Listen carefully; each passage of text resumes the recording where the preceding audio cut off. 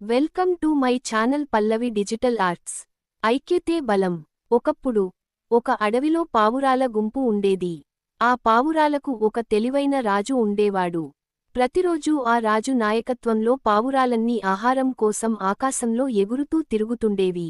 ఒక రోజు చాలా దూరం ఎగిరిన తర్వాత పావురాలన్నీ బాగా అలసిపోయాయి. అప్పుడు పావురాల రాజు ధైర్యం చెప్పాడు. ఇంకాస్త ముందుకు ఎగిరితే తప్పకుండా ఆహారం దొరుకుతుంది అని అన్నాడు.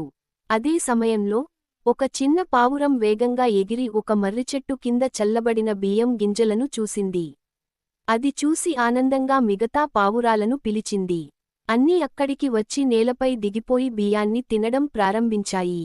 అంతలో పైనుంచి ఒక పెద్ద వల పడింది. పావురాలన్నీ ఆ వలలో చిక్కిపోయాయి.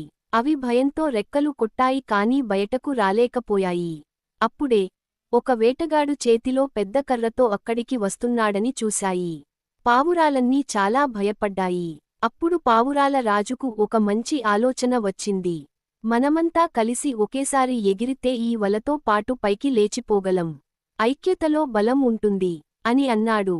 అన్ని పావురాలు తమ తమ ముక్కులతో వలను పట్టుకుని ఒకేసారి రెక్కలు కొట్టాయి. అవి వలతో పాటు ఆకాశంలోకి ఎగిరిపోయాయి. వేటగాడు ఆశ్చర్యంతో పైకి చూశాడు.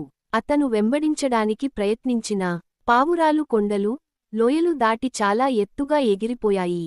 కొంత దూరం ఎగిరిన తర్వాత ఆ పావురాలు ఒక ఆలయాల నగరానికి దగ్గరలోని కొండపైకి చేరాయి.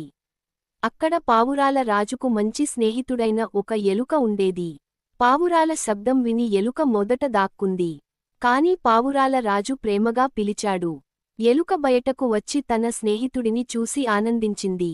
పావురాల రాజు జరిగినదంతా చెప్పి, దయచేసి ఈ వలను నీ పళ్లతో కొరికివేయి అని అడిగాడు. ఎలుక వెంటనే వలను కొరికింది. ఒక్కొక్క పావురం స్వేచ్ఛగా బయటపడింది. అన్ని పావురాలు ఎలుకకు ధన్యవాదాలు చెప్పాయి. మరియు ఆనందంగా కలిసి ఎగిరిపోయాయి. కథ నీతి: ఐక్యతలో బలం ఉంది. అందరం కలిసి పనిచేస్తే ఏ కష్టం అయినా తేలికవుతుంది. Thank you so much for watching. Please like, share and subscribe.